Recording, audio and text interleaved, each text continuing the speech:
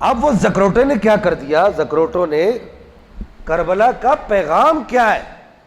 کربلا کا پیغام نہیں ہے کہ حسین کو گھیر لیا، حسین کو پکڑ لیا اور حسین رو رہے تھے، تڑپ رہے تھے، تو کہہ رہے تھے کسی طرح میری جان چھوٹ جائے، میں یہاں سے نکل جاؤں. مطلب یہ ایک ایسا ماحول پیش کرنے کی کوشش کی جاتی ہے اور ایسا ایک لوگوں کو درس دینے کی کوشش کی جاتی ہے. اور معذرت کے ساتھ ہمارے بعض علماء اہل سنت بھی، میں ہاتھ جوڑ کر عرض کرتا ہوں کیونکہ پھر یہ ہماری جو ویڈیوز وغیرہ یہ پھر نشر ہوتی ہیں، میں ہاتھ جوڑ کر عرض کرتا ہوں، ہمارے بعض علماء اہل سنت بھی کربلا کا پیغام ایسے دینے کی کوشش کرتے ہیں کہ وہ کہتے ہیں جی کربلا گویا کہ ایک ایسا کوئی معاملہ تھا، امام حسین بڑے پریشان تھے کہ یار کدھر پھنس گیا ہوں، اور آپ کے بچے بڑے پریشان تھے، پتہ نہیں کدھر پھنس گئے ہوں، کب کوئی ایسی آواز لگے کہ ہم کربلا سے نکلیں گے.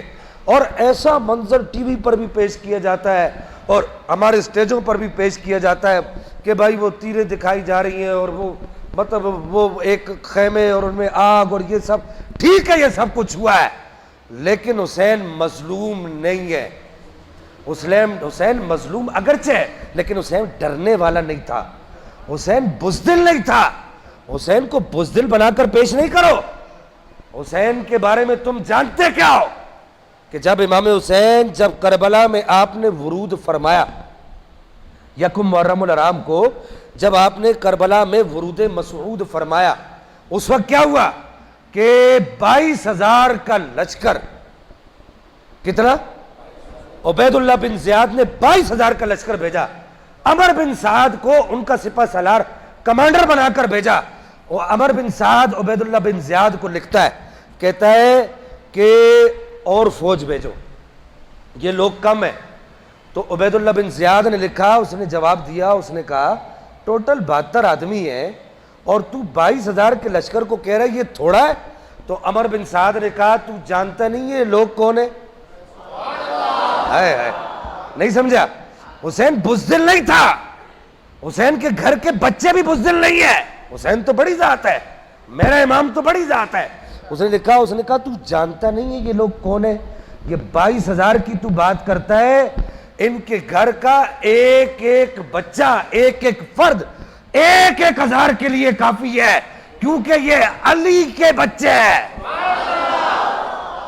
یہ علی کے بچے ہیں. دیکھو نا امام حسین پاک کو، رات کا وقت ہے، پچھلی رات کا پہر ہے، یہ کہنا کہ امام حسین پاک کو ایسا منظر پیش کرنا کہ کربلا کا پیام ایسا دینا کہ امام حسین ڈر گئے تھے، بس کہہ رہے تھے، رو رہے تھے، بس میں یہاں سے کسی طرح نکل جاؤں. نا نا نا نا نا نا نا، حسین علی کا بیٹا ہے، حسین ڈرنے والا نہیں ہے. آج بھی اگر کوئی حسین کا خادم بن جائے، سمجھے بات کو، اگر کوئی حسین کا خادم بن جائے، ٹانگیں نہیں ہے، اس کی ٹانگیں نہیں ہے، نام اس کا خادم حسین ہے.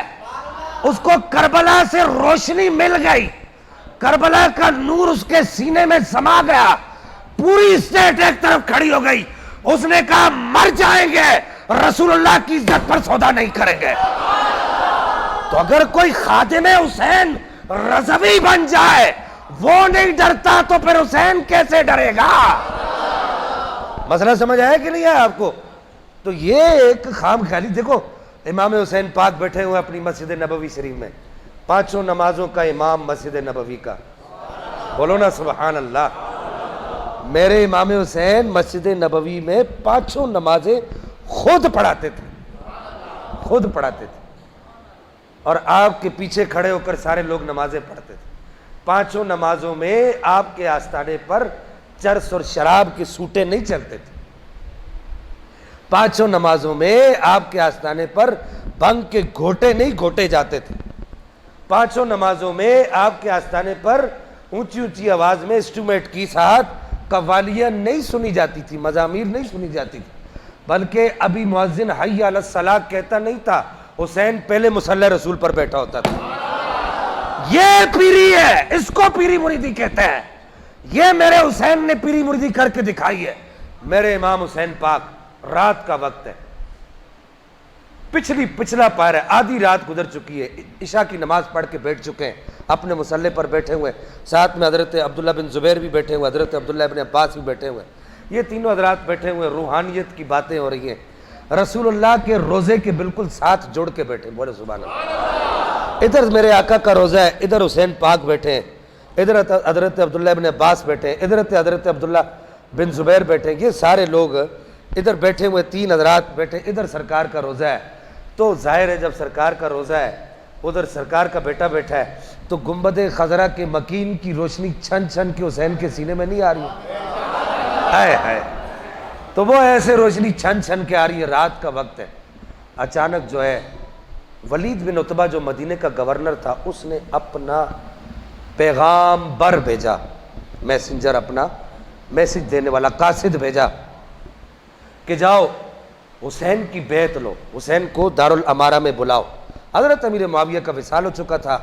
آج بھی عربوں کا یہ طریقہ ہے کہ اگر عرب کا اسٹیٹ کا کوئی صدر یا کوئی خلیفہ، وہ لوگ تو خلیفہ کہتے ہیں، خلیفہ مر جائے تو وہ اس کی موت کو اس وقت تک مشہور نہیں کرتے جب تک پیچھے والا پوری طریقے سے پورے اسٹیٹ پر اپنا قبضہ نہ جما لے۔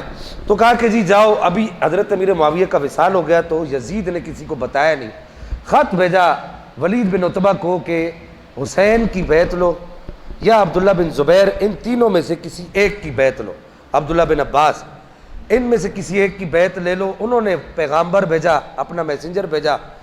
حضرت امام حسین رضی اللہ عنہ وردہ عنہ بڑے موقع شناس تھے۔ حضرت عبداللہ بن عباس کہنے لگے کیا مسئلہ ہے اس وقت، رات کے وقت، اتنی گئی رات کو ولید بن عتبہ نے ہمیں آپ کو کیوں بلایا ہے؟ تو اس وقت امام حسین نے کہا تم نہیں سمجھتے، میں سمجھ گیا ہوں کہ کیوں بلایا ہے، مجھے پتہ ہے۔ اس وقت حضرت عبداللہ ابن زبیر نے کہا کہ ایسا کریں کہ اپنے ساتھ اکیلے نہ جائیں، ضرور کوئی نہ کوئی خطرے کی گھنٹی ہے، اکیلے نہ جائیں، اپنے ساتھ کوئی سپاہی لے جائیں۔ تو امام حسین کے ساتھ حضرت عبداللہ بن عباس اور حضرت عبداللہ بن زبیر نے 14 سپاہی بھیجے۔ تو وہ 14 سپاہی جا کر دارالامارہ میں امام حسین کے ساتھ ہی اس کمرے کے باہر کھڑے ہو گئے جہاں پر امام حسین کے ساتھ وہ مشورہ کرنا تھا۔ طے یہ پایا تھا کہ اگر کوئی گڑبڑ دیکھے، امام حسین سے کہا گیا کہ اگر آپ کوئی گڑبڑ دیکھیں تو کوئی بھی بات اونچی آواز میں کر دیجیے گا، یہ 14 سپاہی یہ آپ کے نام پر جان نچھاور کرنے والے ہیں، یہ ولید بن عتبہ کا بھی کام کر دیں گے، عبد الملک بن مروان بھی وہاں ہوگا، یہ بڑا شرارتی آدمی تھا، یہ بھی وہاں پر ہوگا، اس کا بھی کام وہاں پر اتار دیں گے، آپ بس کوئی بات اونچی آواز سے کر دیجیے گا۔ امام حسین جب تشریف لے کر گئے تو آپ کے سامنے یہ بات رکھی گئی کہ بھائی اس طرح حضرت امیر معاویہ رضی اللہ عنہ وردہ عنہ کا انتقال ہو گیا ہے، یزید تخت خلافت پر زبردستی براجمان ہو چکا ہے، زبردستی بیٹھ چکا ہے، تو آپ جو ہے یزید کے ہاتھ پر بیعت کر لیں۔ تو امام حسین رضی اللہ عنہ وردہ عنہ نے ارشاد فرمایا کہ نہ میں کوئی عام آدمی تو نہیں ہوں، میں چھپ کے تو بیعت نہیں کروں گا، صبح ایک کام کرو، سارا مجمع بلاؤ، سارے لوگوں کو بلاؤ، اگر دیگر لوگوں نے یزید کے ہاتھ پر بیعت کی تو میں بھی کر لوں گا، اور اگر دیگر لوگوں نے نہ کی تو میں بھی نہیں کروں گا۔ امام حسین نے کہا کہ میں چھپ کے بیعت کرنے والا نہیں ہوں۔ آپ امام حسین پاک اٹھے وہاں سے، میں جو کہہ رہا تھا نا کہ امام حسین پاک کو بزدل بنا کر پیش نہ کرو، آپ کے گھر کے بچوں کو بزدل بنا کر پیش نہ کرو، اللہ اکبر۔ امام حسین پاک جب وہاں سے اٹھے تو عبد الملک بن مروان نے ولید بن عتبہ کے کان میں ایک سرگوشی کی۔ سرگوشی کیا کی؟ اس نے کہا کہ آج وقت ہے حسین کو روک لے، یا تو یہاں پہ حسین کا کام تمام کر دے یا تو حسین سے بیعت لے لے، اگر حسین آج تیرے ہاتھ سے نکل گیا تو پھر حسین کبھی تیرے ہاتھ میں نہیں آئے گا۔ امام حسین پاک چونکہ صرف ظاہری کان تو نہیں رکھتے تھے نا، آپ کے کان باطنی بھی تھے۔ آپ تو ہمارا عقیدہ، ہمارا ایمان تو یہ اعمال السنہ ہے کہ اگر آج ہم یہاں سے امام حسین پاک کو اپنی کسی مشکل کو حل کرنے کے لیے پکاریں گے تو وہ اللہ کی عطا سے ہماری مشکل کو حل بھی کرتے ہیں۔ جو حسین پاکستان میں بیٹھے ہوئے اپنے غلام کی مشکل حل کر سکتے ہیں تو وہ حسین وہ پاس والے آدمی کی سرگوشی نہیں سن سکتے۔ امام حسین پاک نے ایسے پیچھے مڑ کے دیکھا، اپنی تلوار پر ایسے دستے پر ایسے ہاتھ ڈالا، اور ہاتھ ڈال کر امام حسین پاک نے تلوار کو ایسے تھن کر کے باہر نکالا، اور باہر نکال کر کہا انا حسین ابن علی ابن ابی طالب۔ سمجھے آپ جملہ؟ سمجھے؟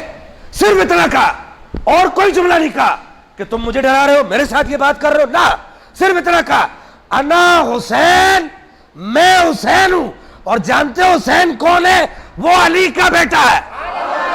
بس اتنا تعارف کر کیا تو اس کی ایسے ٹانگیں کانپنے لگے، تھر تھر کانپنے لگے۔ امام حسین پاک نے اتنا کہا اگر تجھے اپنی طاقت پر ناز ہے نکل باہر، تجھے بتاؤں علی کے بیٹے کی تلوار میں آج بھی کتنا دم ہے۔